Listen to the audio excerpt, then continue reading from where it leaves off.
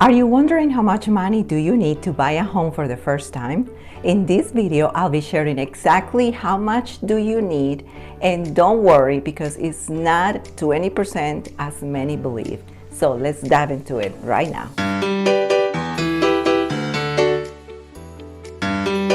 When it comes to buying a home, it can be a bit intimidating to know how much money you need to save and where to find all the information that you need. But you should know you're not expected to have all the answers for yourself. To get started, here are a few things you should plan along the way. First, your down payment.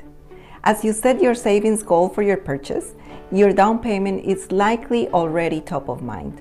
And like many other people, you may believe that you need to set aside 20% of the home's purchase price for the down payment, but that's not always the case. The National Association of Realtors says one of the biggest misconceptions among housing consumers is what the typical down payment is and what amount is needed to enter homeownership.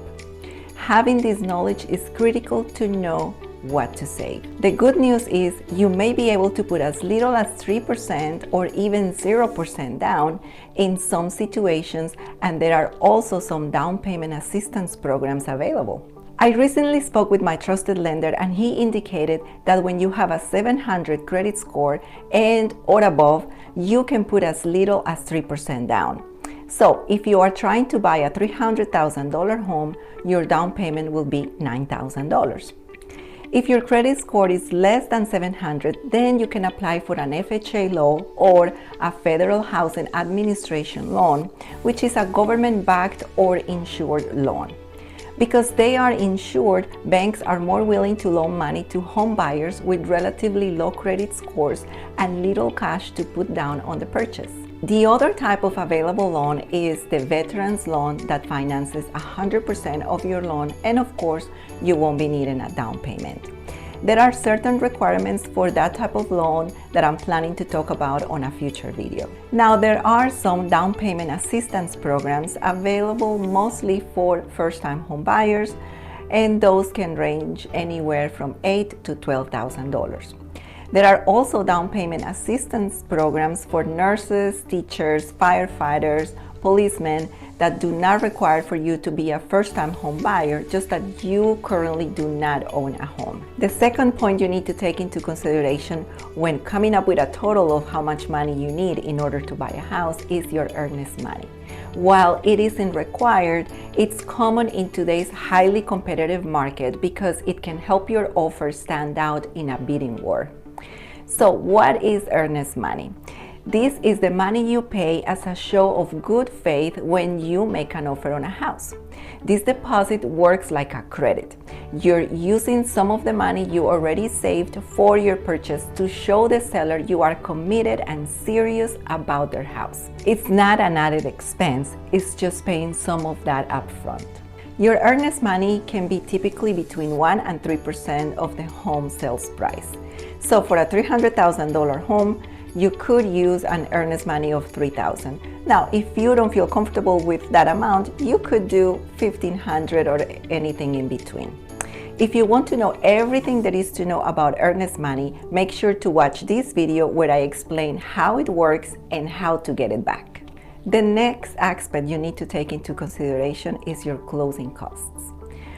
The Federal Trade Commission defines the closing cost as the upfront fees charged in connection with a mortgage loan transaction, generally including but not limited to a loan origination fee, title examination and insurance, survey, attorney's fee, and prepaid items such as escrow deposits for taxes and insurance. Basically, your closing costs cover the fees for various people and services involved in your transaction. The National Association of Realtors has this to say about how much to budget for. A home costs more than just the sales price. For example, closing costs, which make up about 2 to 5% of the home's purchase price, are a major added expense. Lenders provide a closing disclosure at least 3 business days prior to closing on a mortgage, but buyers will need to budget for these added costs ahead of time to avoid a sticker shock days before closing. Let's continue calculating your expenses in the purchase of a $300,000 home. The down payment will be 3%, which is equal to $9,000. Then your earnest money, let's work with a $2,000 earnest money for this example. And your closing cost, if we go by the rule of 2% of your home price, then it'll be $6,000, which will bring the total of your closing cost to $17,000. Now, if you are a nurse, a teacher, a policeman, or a firefighter, or a first-time home buyer, then we can take out that down payment because you can apply for the down payment assistance, which will bring your total closing cost to $8,000. Now, what do closing costs include? So for the lender fees, we have the processing fee, the underwriting fee, wire transfer fee, prepaid interest, appraisal fee, credit report fee, mortgage insurance premium, homeowners insurance, and property taxes. Then we have the title charges and escrow. So for that, you will have title insurance, title settlement fee, title search, deed preparation, recording fees. And we also have some miscellaneous fees like the home warranty or the homeowner's insurance. For the purposes of that example we have been working with, those $6,000 will go towards all of those fees that I just mentioned. The key takeaway is savvy buyers plan ahead for these expenses so they can come into the process prepared. Freddie Mac sums it up like this. If you are in the market to buy a home, your down payment is probably top of mind, and rightly so. It is likely the biggest cost of home buying.